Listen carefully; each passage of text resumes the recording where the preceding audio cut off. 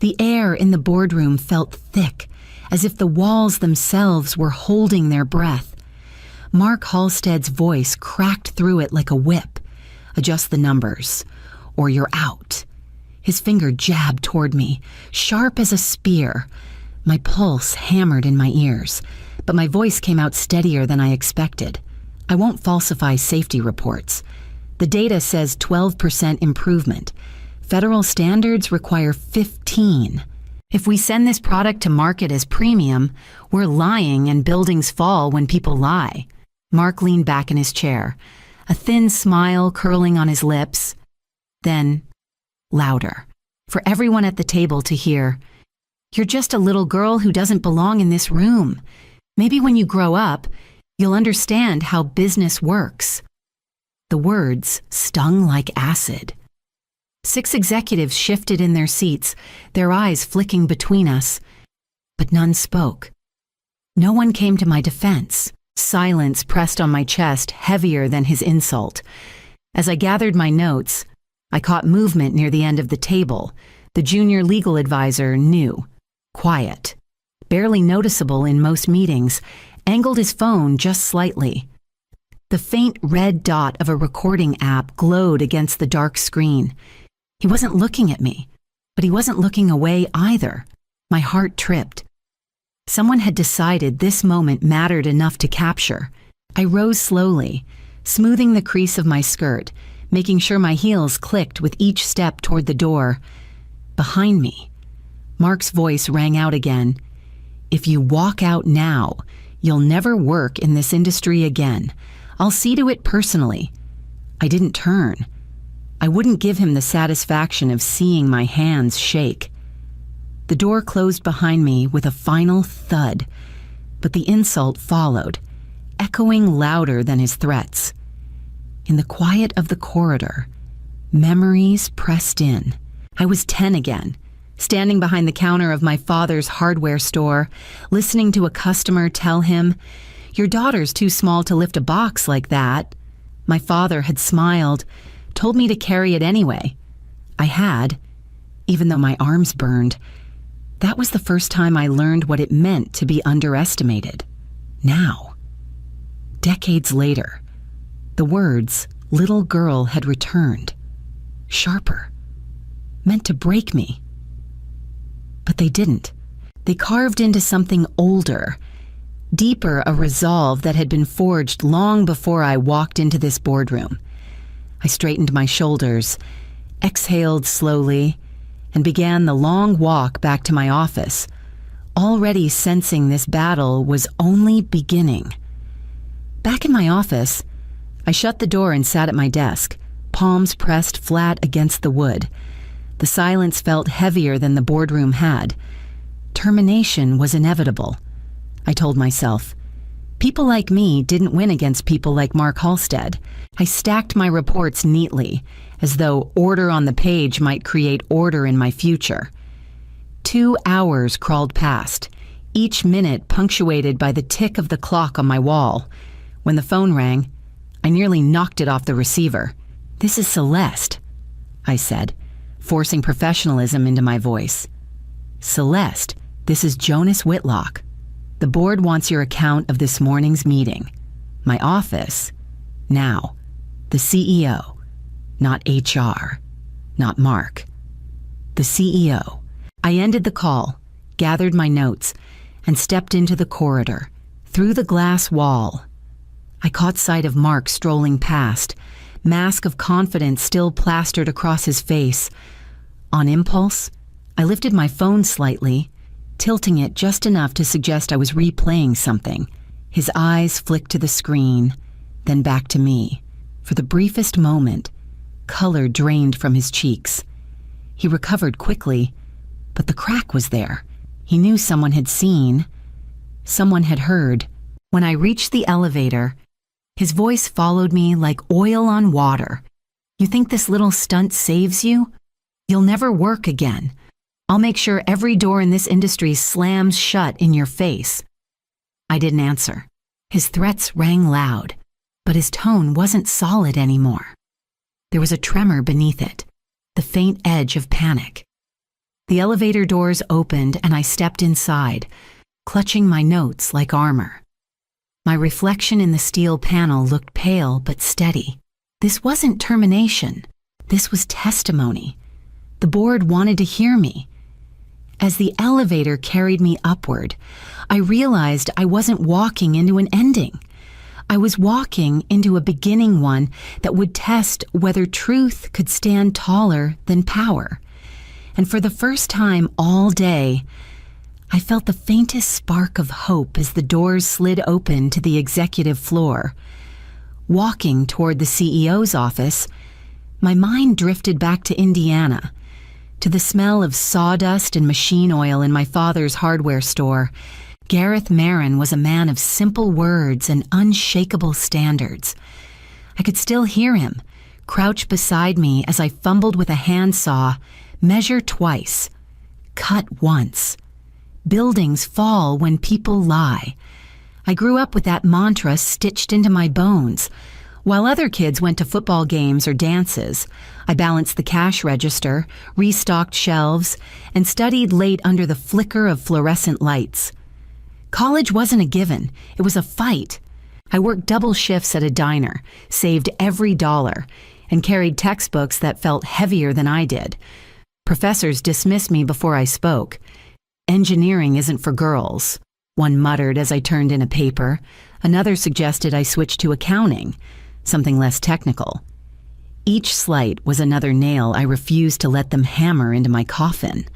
I fought for my place, not by shouting, but by showing up, again and again, with work so precise they couldn't ignore it. Sacrifice carved deep lines in my early years. Friends faded, boyfriends vanished, but the standards my father planted in me kept growing. Integrity wasn't a virtue, it was survival.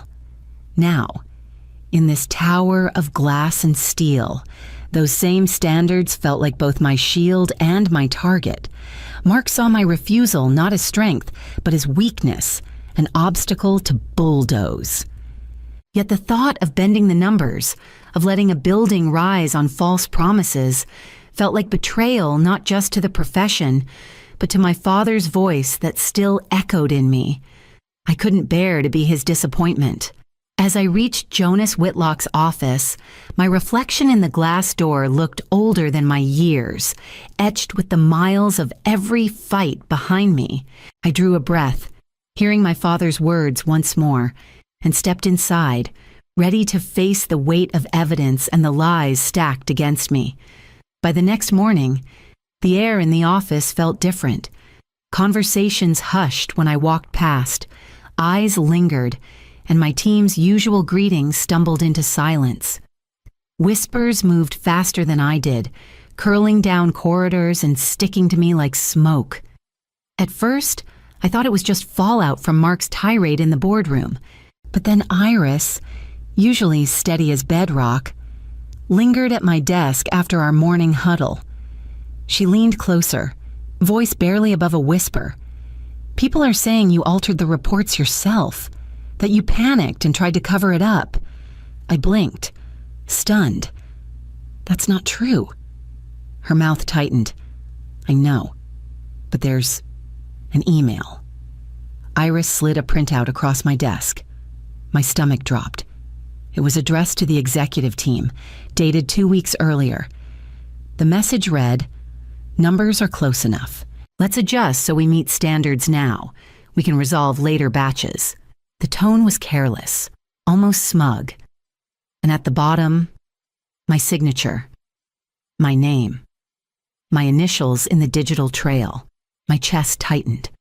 I never wrote those words. I would never put such a request in writing.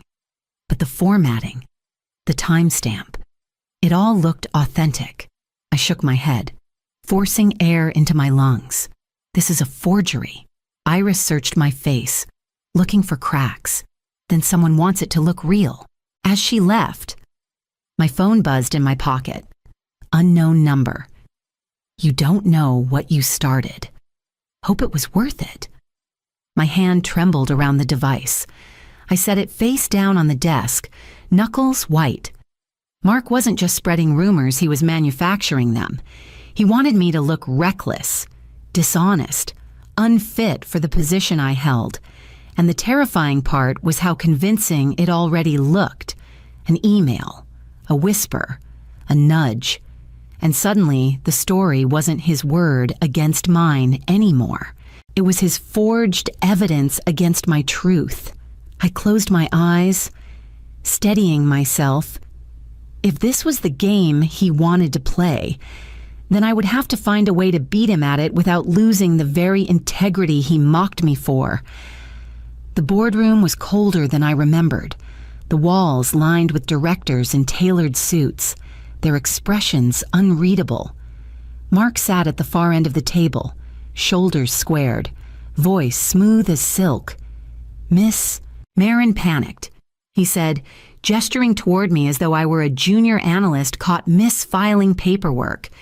She knew the reports didn't meet the premium classification, so she tried to hide her mistakes. When I confronted her, she threatened to shift the blame. A murmur rippled through the room. Some directors nodded. Others kept their eyes fixed on me. His words were polished, rehearsed, carefully framed to sound reasonable. When it was my turn, I stood, sliding my binder across the table.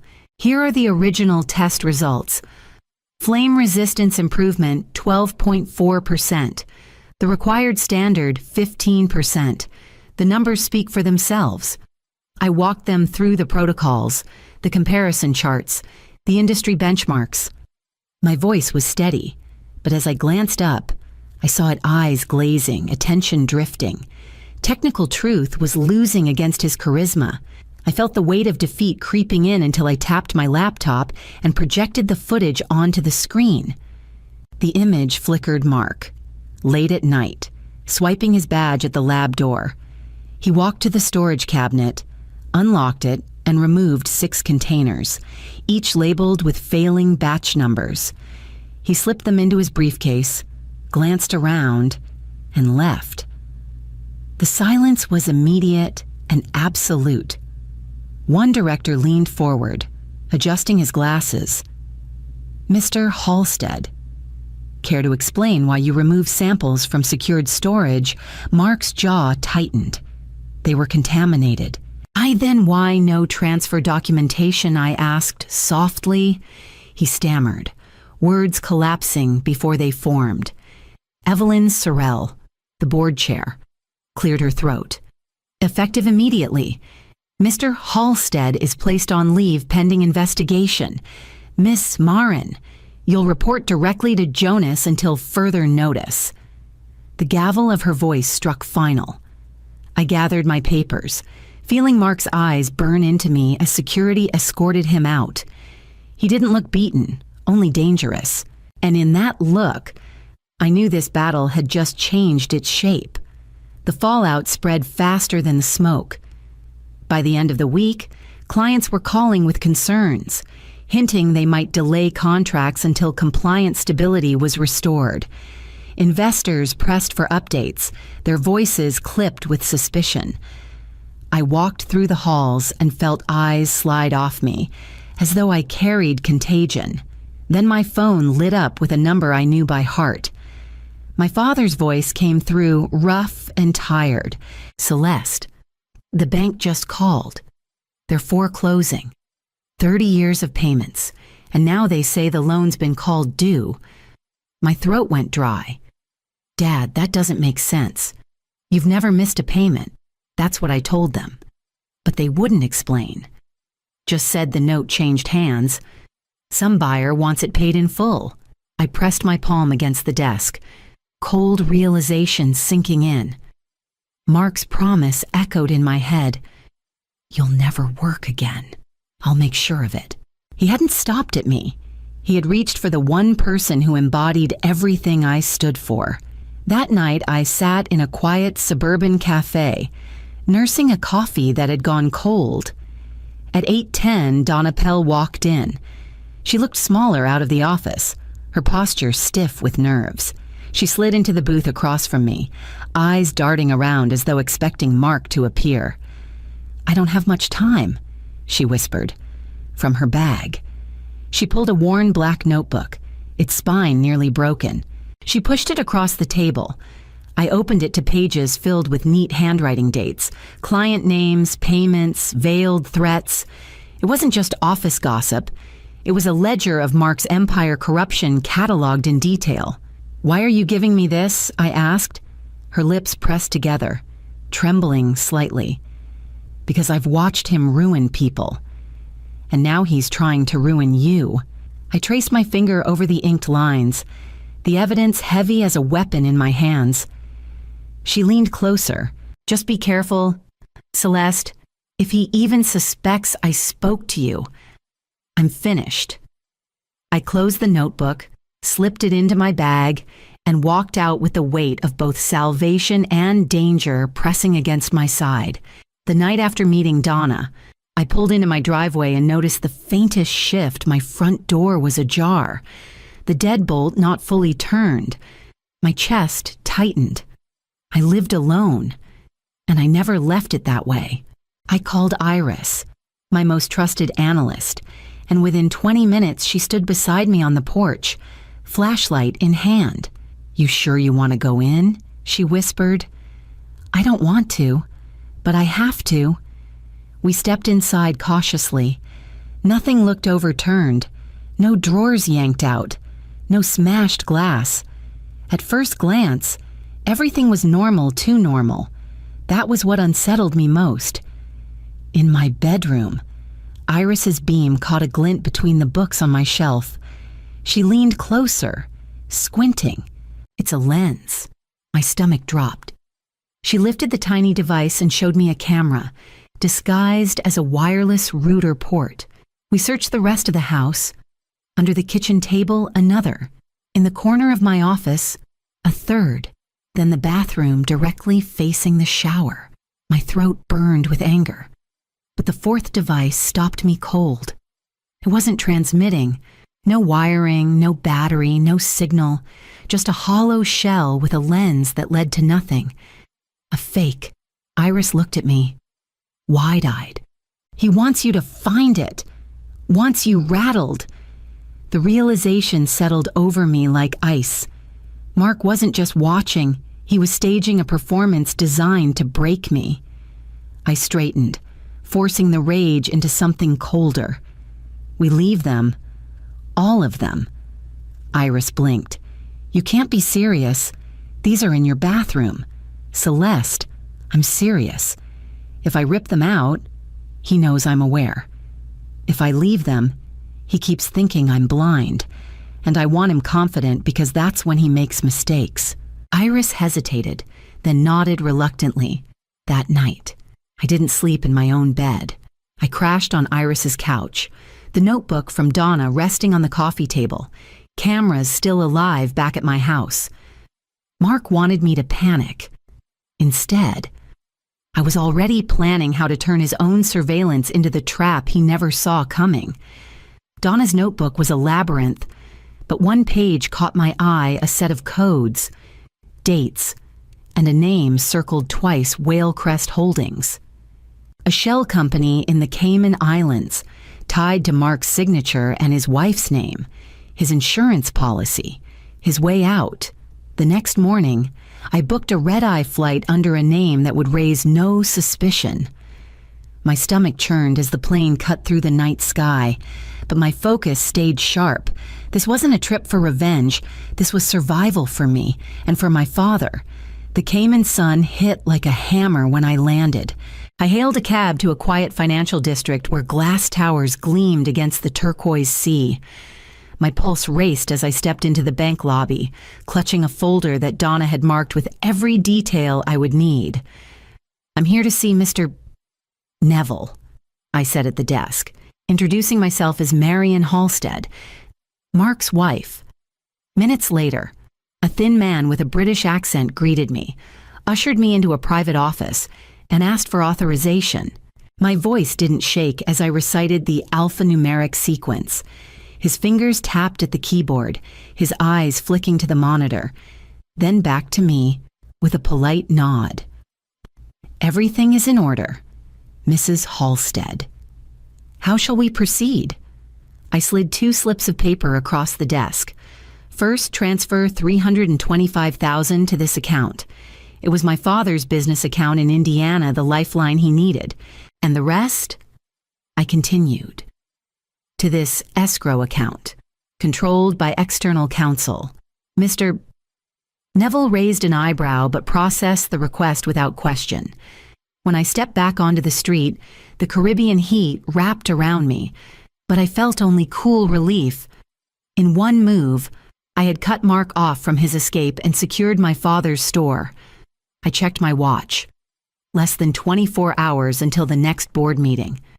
I still had time to make it home and time to prepare for the storm that would follow when Mark realized his millions were gone. The boardroom felt like a theater, every director in place, tension sharp enough to cut.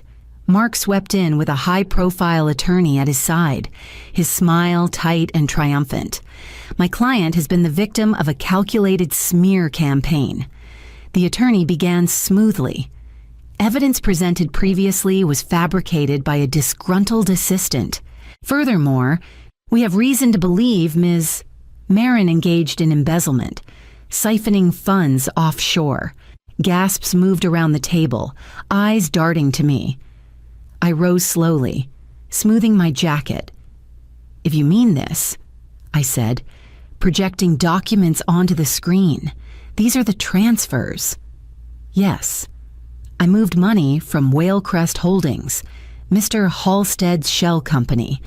I let the words settle. $325,000 saved my father's store. The rest now sits in escrow under independent counsel. Every cent accounted for." The room stilled. Evelyn Sorrell's gaze flicked from the screen to Mark. His jaw tightened. But I didn't stop. Donna Pell's notes. I continued, sliding the black notebook forward. 7 years of his dealings, blackmail, falsified reports, intimidation. Mark's attorney leaned in to object, but I pressed the final button. The screen shifted to a live feed federal agents moving through Mark's home office. Laptops bagged, files sealed in boxes, Mark's face drained of color. He shot to his feet, pointing at me with trembling hands. "You little." His words broke as he lunged across the table, but 2 security guards intercepted him, forcing him back. The board erupted. Evelyn's voice cut through the chaos. "Mr. Halstead is removed from his position pending criminal prosecution. Miss Marin, remain available for cooperation with authorities." As Mark was dragged out, still shouting, I gathered my notes in silence. My hands no longer trembled. The storm I had braced for was here, and I was still standing. When the doors closed behind him, I realized the question was no longer whether I could survive his attacks, but what I would do with the space his downfall had just created. 3 months later, the front windows of my father's hardware store glowed with new life. Fresh paint, brighter displays, customers flowing in steady waves.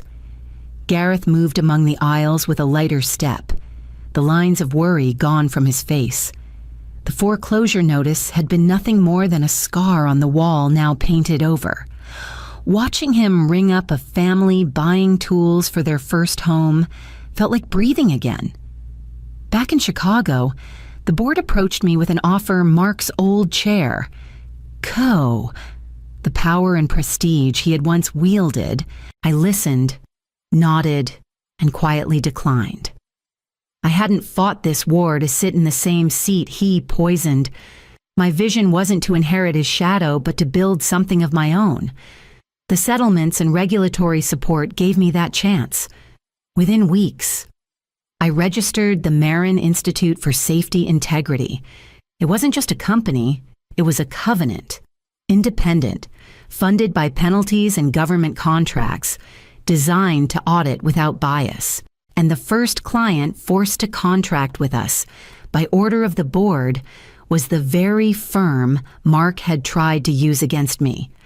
I stood in our modest new office, sunlight slanting across rows of desks where analysts pored over blueprints and compliance codes. Iris was there. Donna, too, both choosing to rebuild alongside me.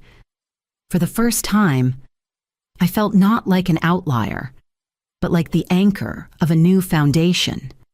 When a reporter asked why I refused the COO title, I gave the only answer that mattered. He mocked me as a little girl. I said, voice steady, unflinching. Now the industry calls me its conscience. I looked out at the skyline, the city humming with construction and ambition, and knew my victory wasn't in tearing someone down. It was in creating a standard that would outlive us all.